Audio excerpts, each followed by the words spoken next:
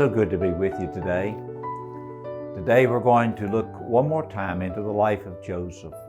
Perhaps the most valuable lesson we can learn from his life is it is not the circumstances of life that shape us so much as it is how we respond to them. Joseph, as a young man, had every reason in the world to grow up bitter, resentful, angry. He had every reason in the world to ask the question, why am I here? Why is life worth living?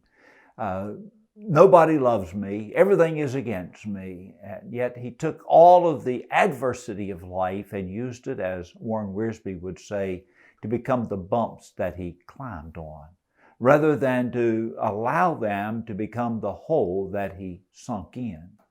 And we see Joseph climbing the ladder, not because he was in a position to do so. Every time he went up one step, he got knocked down two. But we see Joseph in this process because he had a heart that was right with God.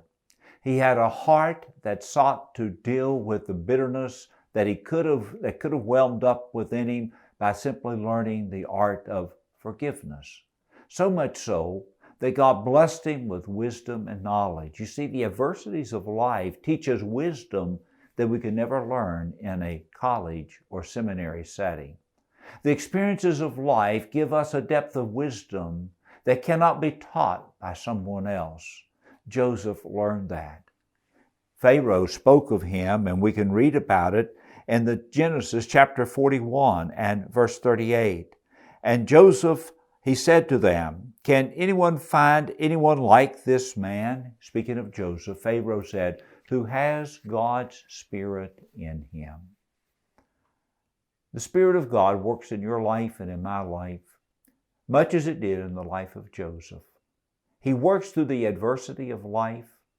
He works through the troubles. And during this past year, as you and I have lived through a world of the pandemic from the coronavirus, it has been God working in our life, and how we respond to that speaks volumes.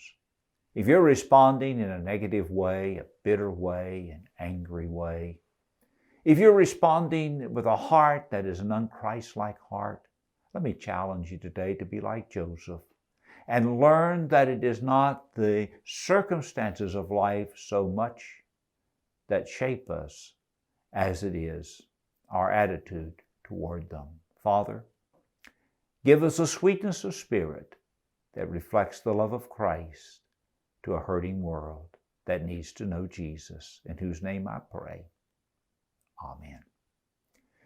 I'm so glad that you joined us today and want to encourage you to be with us in the morning at 11 o'clock for in-person worship here at Wolffork Baptist Church. We would love to see you. We're meeting now in the sanctuary, and we got the piano back, and we've got Tammy back leading the music. So we want to have you with us on Sunday morning. God bless you, and you have a great day.